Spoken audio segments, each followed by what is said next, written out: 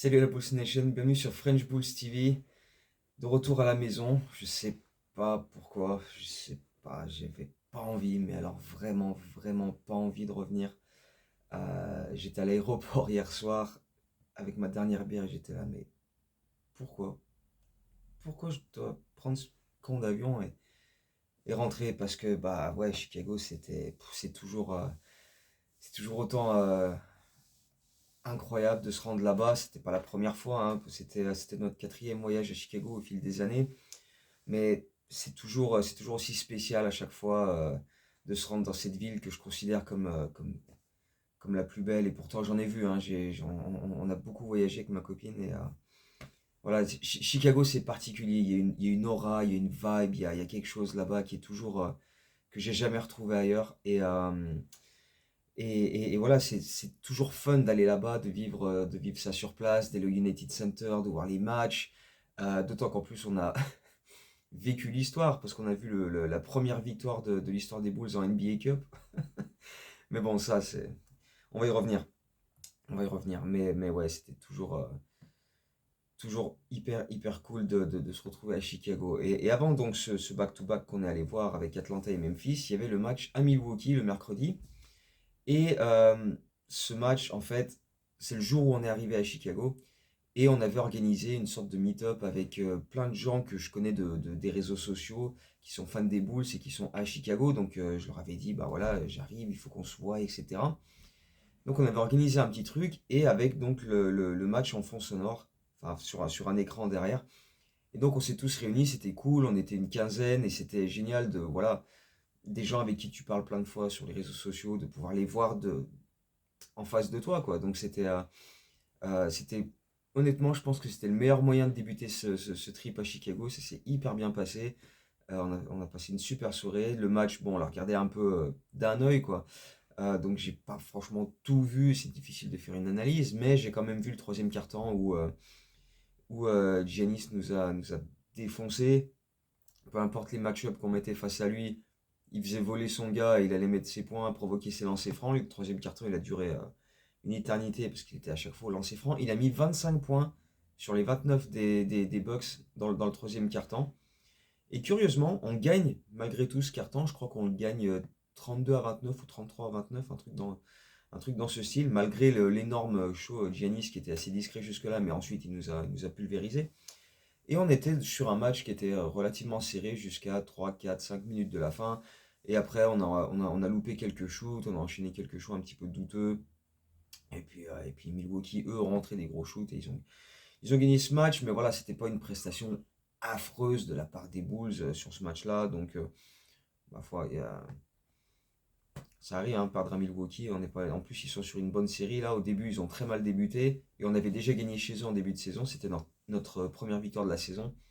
Et là, ils sont sur une meilleure dynamique et ils ont réussi à nous faire mal. Et un autre truc qui m'a pas échappé sur ce match-là aussi, c'est l'absence de Patrick Williams. Parce qu'en fait, moi, j'arrive à Chicago, je regarde un peu mes notifs pendant la très longue attente à la sécurité à l'aéroport à Chicago. Et je vois Patrick Williams absent. Il va louper ce match-là, le back-to-back aussi, parce qu'il a en fait euh, le pied gauche où il a subi son opération en février, et il a encore deux vis qui sont dans ce pied gauche. Il ressent une certaine gêne et des petites douleurs. Donc par précaution, les Bulls disent, bon, voilà, repose-toi mon grand. Et c'est con parce qu'il était sur une belle série la semaine dernière, enfin la semaine précédente, il était solide, il avait fait des matchs intéressants où tu te disais, hein, et puis à chaque fois, en fait, il se passe un truc avec Patrick Williams. C'est soit de lui-même, il repart sur des matchs dégueulasses. D'ailleurs, celui contre Détroit était pas terrible. Et puis, ou sinon, il se blesse, ou enfin, il y a toujours un truc, bref. C'est quelque chose à surveiller de très près, parce que si c'est le même pied, toujours un risque de rechute. Alors lui, il dit qu'il n'est pas inquiet, mais en même temps, qu'est-ce qui a déjà inquiété Patrick Williams dans sa vie? C'est le mec, il est comme ça. Il n'y a quand même pas grand-chose qui a l'air de vraiment l'inquiéter, le garçon. Mais il dit, voilà, la douleur qu'il ressent actuellement, elle est absolument pas comparable avec l'époque où il a dû se faire opérer, tout ça. Donc, on va le croire. Après, le staff des Bulls communique très peu là-dessus aussi. Mais on connaît le staff des Bulls et la communication sur les blessures. Donc, on va croiser les doigts. On va espérer que ce soit pas quelque chose de plus grave que ça et qu'il soit capable de revenir très prochainement. Là, on a un back-to-back qui débute ce soir à Washington. Et demain, on est à Orlando. Il est assez peu probable qu'il joue sur ces deux matchs-là, mais on va voir comment ça va se dérouler. Et donc, il n'a pas joué ce match à Milwaukee. Et c'est Torrey Craig qui enchaîne les matchs sur le banc, les DNP qui rentrent pas. Et d'un coup, il est titulaire.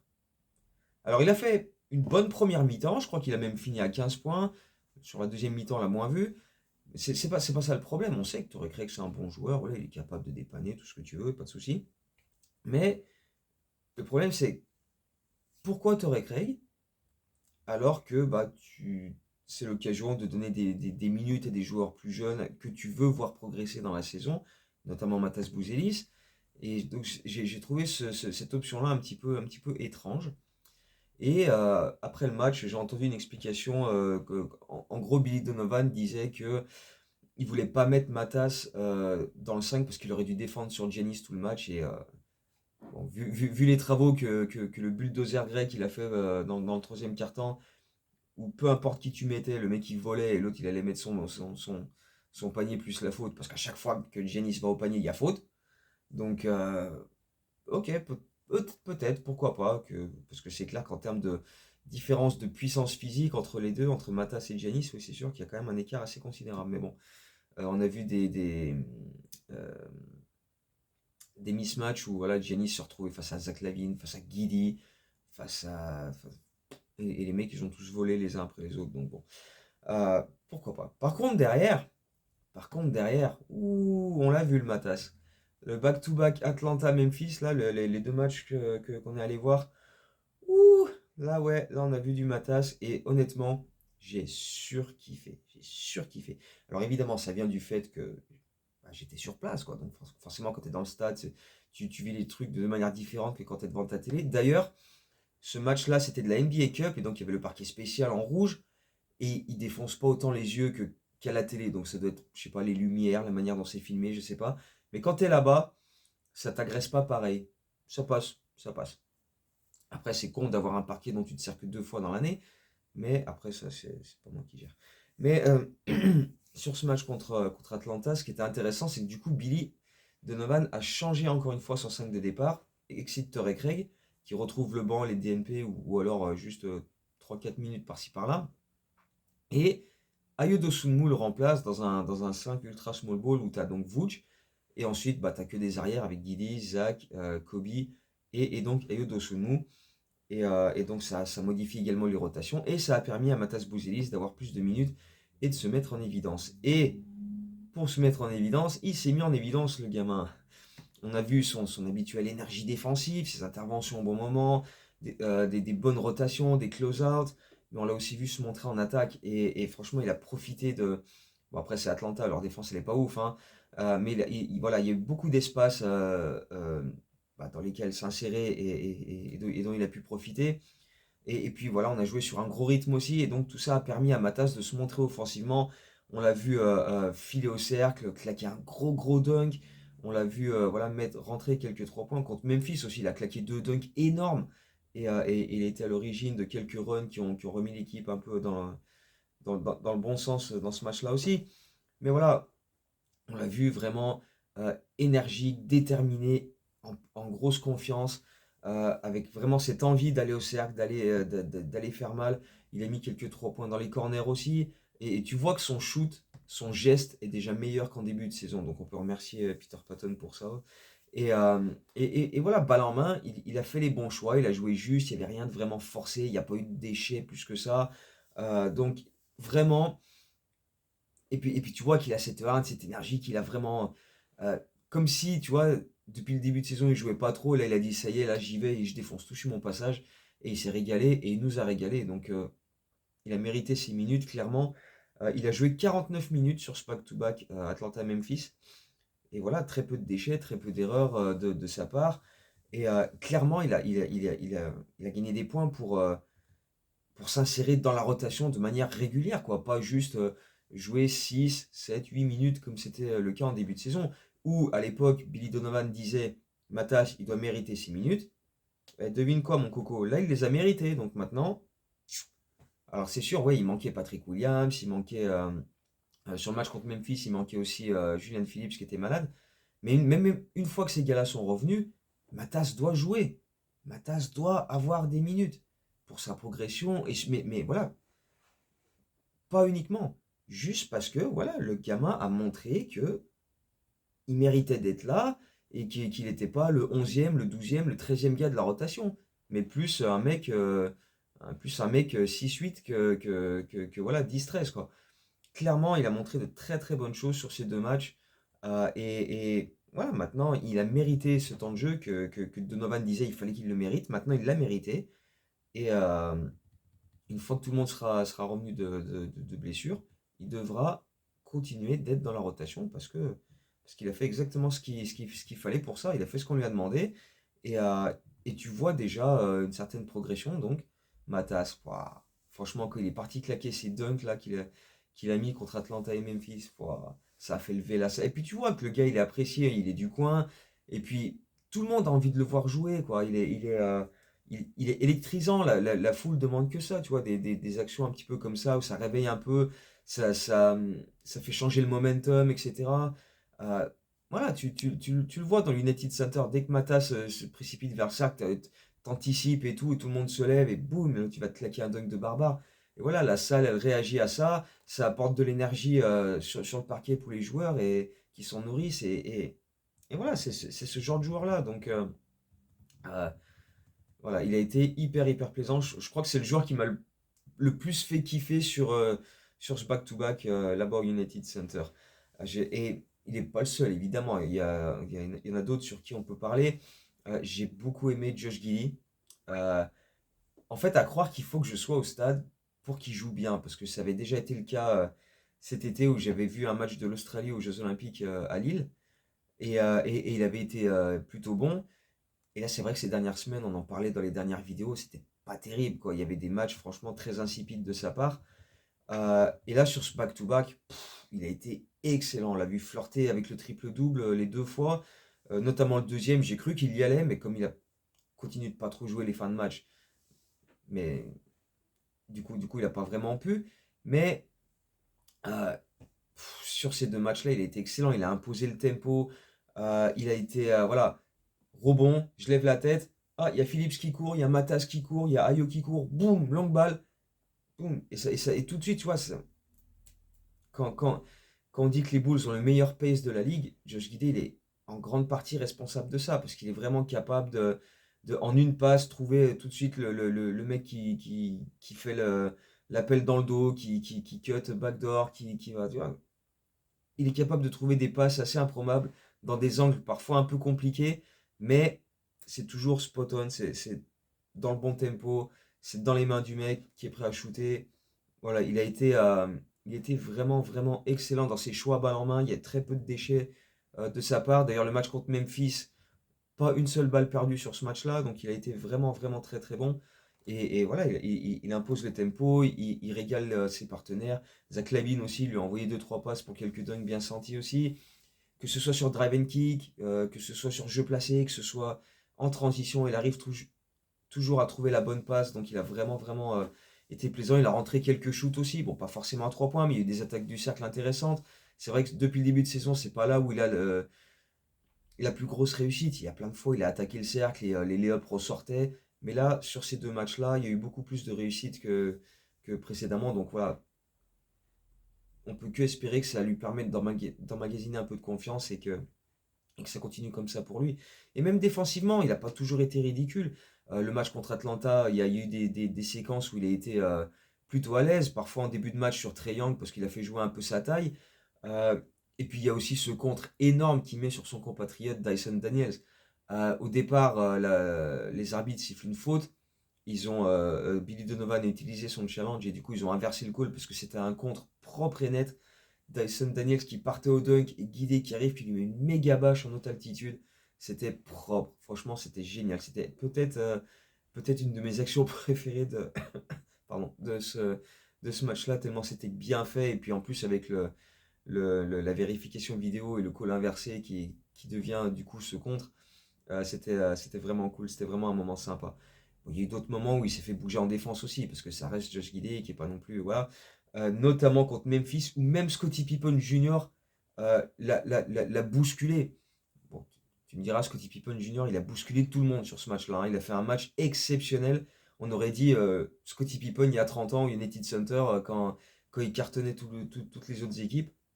Et là, Scottie Pippen Jr., bah, il a été inarrêtable sur ce match-là. Il a fini avec son record en carrière, 30 points. Il a fini avec 10 passes décisives, je crois, 10 ou 11 passes décisives, ce qui est là aussi son record en carrière. Donc, mais à genre à des pourcentages, mais hallucinant. Je crois qu'il a fini à quelque chose comme, j'ai pas les chiffres devant moi, je les ai plus en tête, mais un truc comme 12 sur 15 au shoot, mais un truc mais phénoménal, phénoménal. Il nous a défoncé. On n'a eu aucune réponse face à lui. Il a mis 14 points, rien que dans le troisième quart-temps, là où Memphis a vraiment commencé à prendre l'écart et prendre la main sur le match. Parce que je me rappelle que on était mené de genre 15 points déjà en premier quart-temps, et on a signé un gros run sur la fin du deuxième quart-temps, pas le premier, le deuxième quart-temps. Juste avant la mi-temps, on signe un gros run, je crois, on fait un 12-0, un truc comme ça, où Matas et Josh Giddey sont les principaux protagonistes de ce gros run, avec des bonnes séquences défensives, des transitions à 200 à l'heure, des paniers rapides comme ça. C'était vraiment, vraiment cool. Mais par contre, derrière, deuxième mi-temps, on s'est fait défoncer. On a pris 45 points dans le troisième quart-temps. On finit, on en encaisse 142 à la fin. Mais ouais, Josh Giddey, les autres aussi ont souffert sur ce match-là en défense. Mais Josh Giddey, je pense qu'en fait, un de ses principaux soucis défensivement, c'est qu'il n'est pas costaud. Parce qu'il a la taille, il fait 2 m 3, 2 m 4, mais il est pas costaud. Il n'y a pas forcément, voilà, les épaules, le haut du corps n'est pas hyper musclé, développé. Et même Scottie Pippen Jr., qui fait 1 m 85, l'a bougé. Il partait en drive face à lui, boum, coup d'épaule, Josh Giddey, il volait. Donc voilà, je sais que Josh Giddey a dit qu'il voulait se concentrer sur l'aspect défensif, faire des efforts pour devenir un meilleur défenseur et pas être euh, constamment ciblé par les équipes adverses. Ça va passer par prendre du muscle. Parce que là, tu peux pas te faire bouger par un mec qui fait 20 cm de moins que toi, et le mec il va au cercle comme il a envie, parce que toi, t'arrives pas à l'en empêcher, quoi. Donc je pense que et là, et pour le coup, Scottie Pippen Jr. est puissant du haut du corps, il a des épaules et tout. Mais voilà, dans l'ensemble, ça reste deux bons matchs de Josh Giddey. Après, au niveau de la défense, tant qu'il n'aura pas pris un peu plus de muscles, il va difficilement pouvoir faire des différences à ce niveau-là.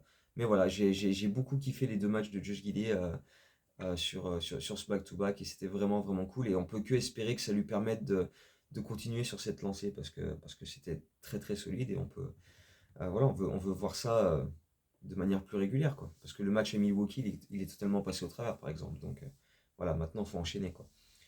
Un autre que j'ai kiffé, mais vraiment, Dalen Terry. Oh là là, contre Atlanta, il a été, mais après, comme beaucoup d'autres, hein, je l'ai déjà dit, il a souffert contre Memphis, mais alors contre Atlanta, je l'ai vu enchaîner des hustle plays de dingue.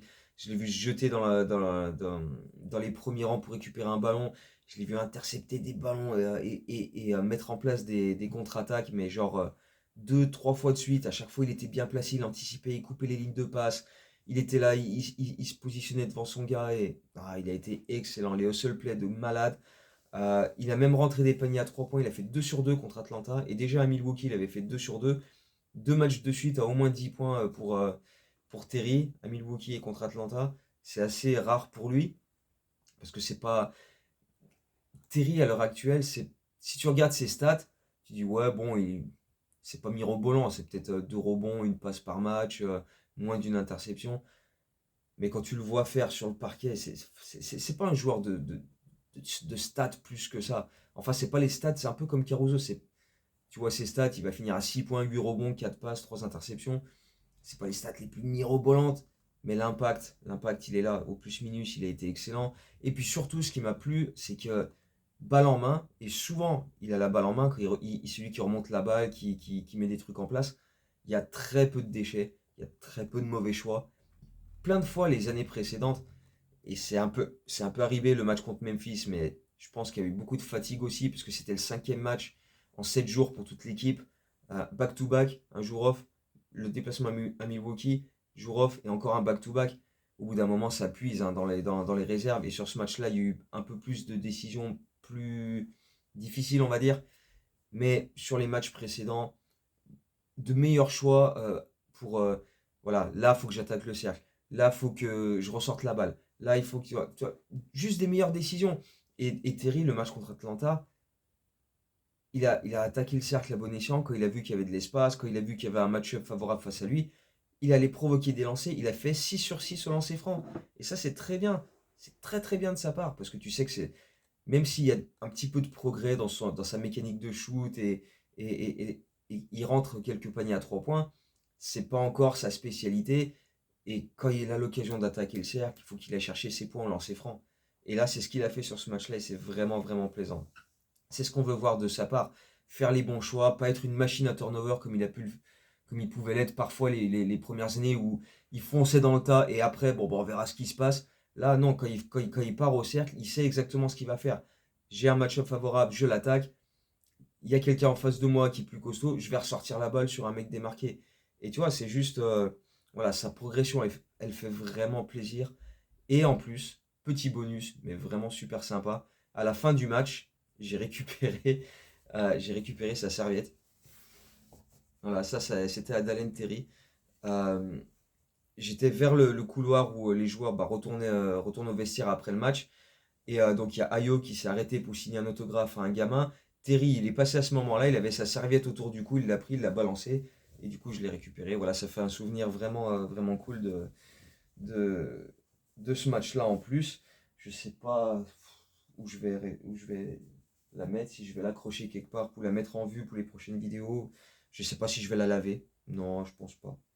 Non, elle est terrible. Ouf. Bref, bref, voilà, c'était sympa. Euh, Mais voilà, dans l'ensemble, sur ce match-là d'Atlanta notamment, qu'on a gagné, et encore une fois, c'est la première victoire en NBA Cup dans l'histoire des Bulls. Donc voilà, j'ai vécu l'histoire, c'était vraiment c'était sympa. Mais voilà, il y en a plein d'autres qui se sont mis en évidence. Voilà, Zach et Vooch ont été excellents aussi sur ces matchs-là. Zach, il est en feu complet hein, sur la semaine d'ailleurs. Là, depuis que je suis rentré là cet après-midi, j'ai posté le baromètre des Bulls que je poste tous les lundis. Mais hier, débordé, j'avais plein de trucs à faire. On partait, fallait aller à l'aéroport. Je l'avais commencé, mais je l'avais pas fini, donc j'avais dit que je le posterai aujourd'hui. Mais Zach LaVine, celui de la semaine dernière, mais il a été phénoménal.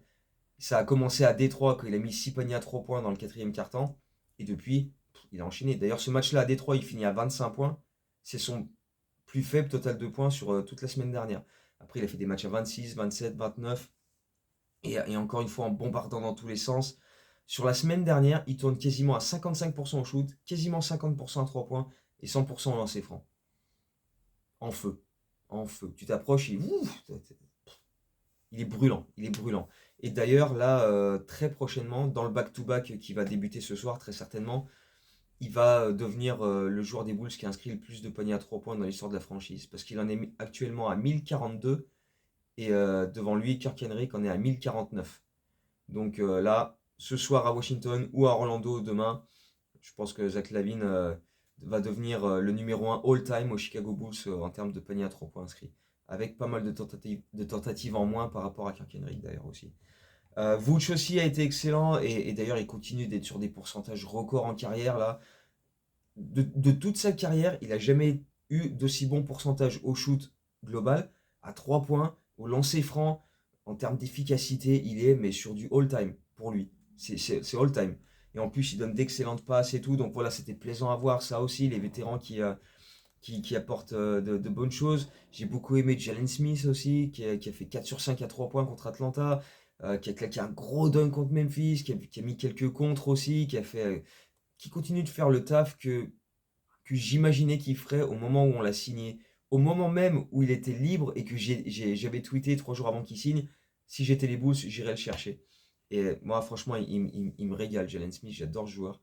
Je suis vraiment, vraiment fan. Donc, c'était cool de voir aussi. Ayo a été excellent contre Atlanta. Comme à chaque fois quand il est contre Trae Young, il le met dans sa poche et on n'en entend plus parler. Hein. Je crois que Trae Young il a fini à 1 sur 8 à 3 points.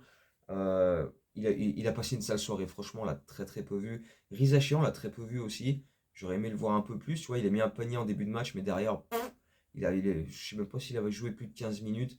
Il a peut-être eu des problèmes de faute, je sais plus trop, mais en tout cas, on l'a très très peu vu. On a surtout vu euh, ouais, Capella vite fait.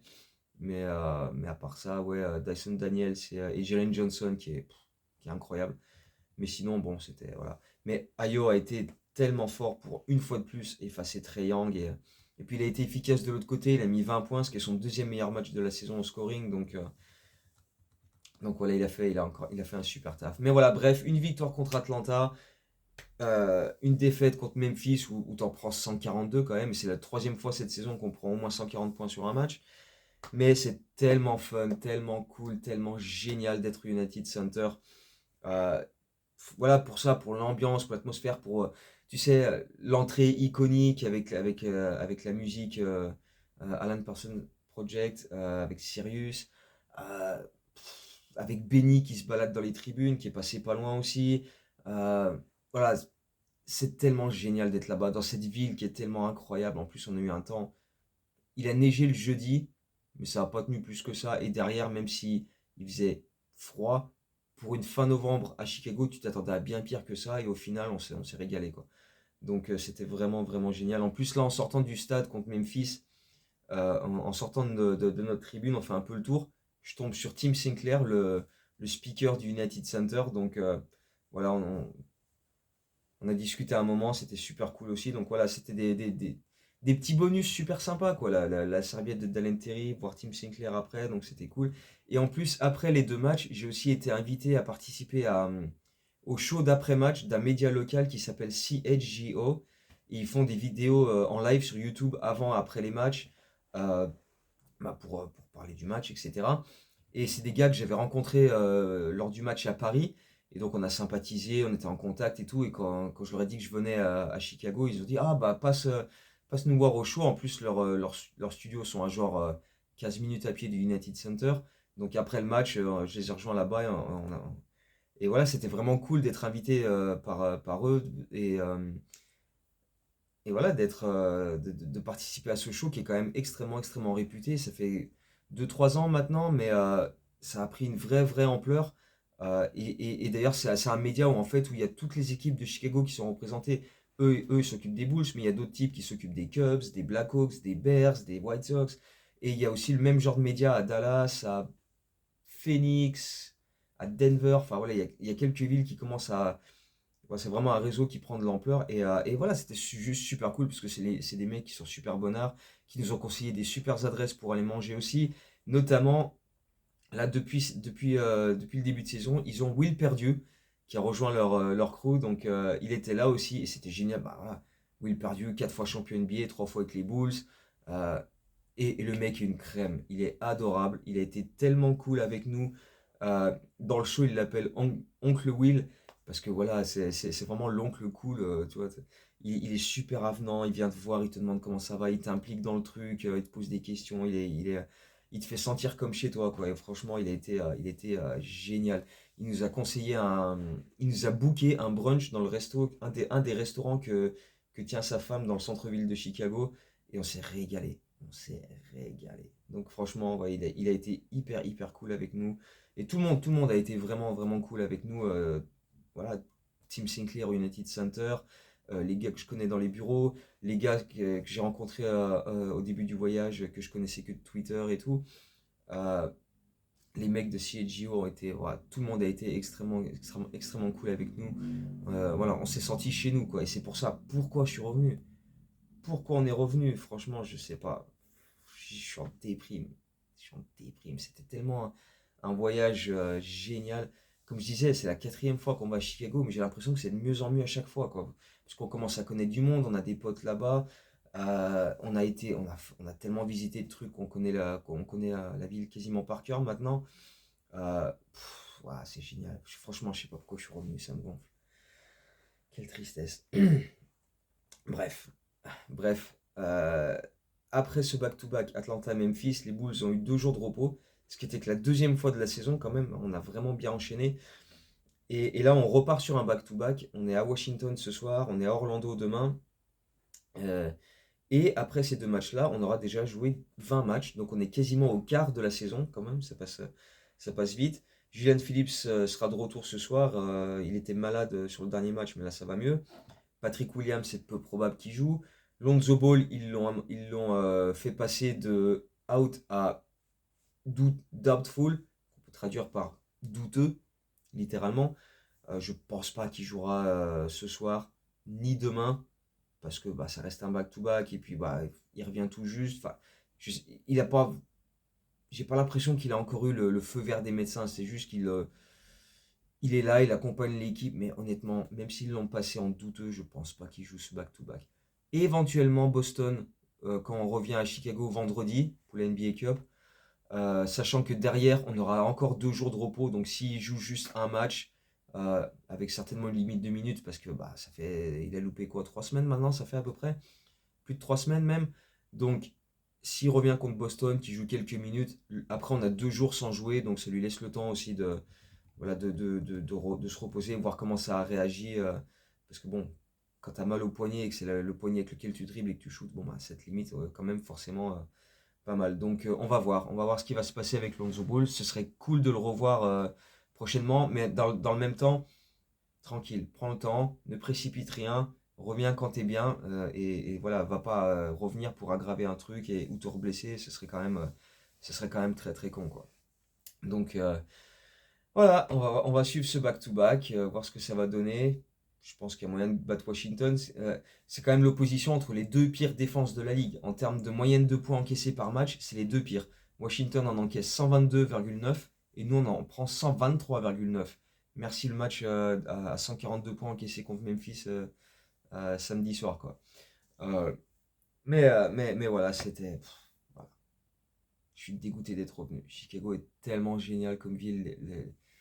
L'atmosphère là-bas est tellement incroyable, même quand il neige, même quand il fait pas hyper beau, je prends ça par rapport à ici, clairement, quoi. Sans problème. Donc voilà, c'était génial. Bref, on se retrouve après le back-to-back Memphis-Orlando, et puis en espérant, il y a quand même moyen qu'on gagne Washington, hein. Ils sont sur je sais pas combien de défaites consécutives, là ils en ont gagné que 2 depuis le début de saison. Je crois qu'ils sont sur 11 défaites de suite, un truc comme ça. Et en plus, ils ont joué hier soir, donc eux, ils sont en back-to-back. Pendant que nous, on était sur 2 soirs de suite sans jouer. Donc niveau fatigue, je pense qu'on a quand même l'ascendant. Et ouais, il y a quand même moyen de gagner celui-ci. Donc on va, euh, on va suivre ça. D'ailleurs, live tweet hein, sur Twitter à 1h du matin. Et puis on débriefera le back-to-back une fois qu'il sera passé. Donc d'ici là, d'ici la prochaine vidéo, portez-vous bien et à très bientôt. Ciao, Go Bulls.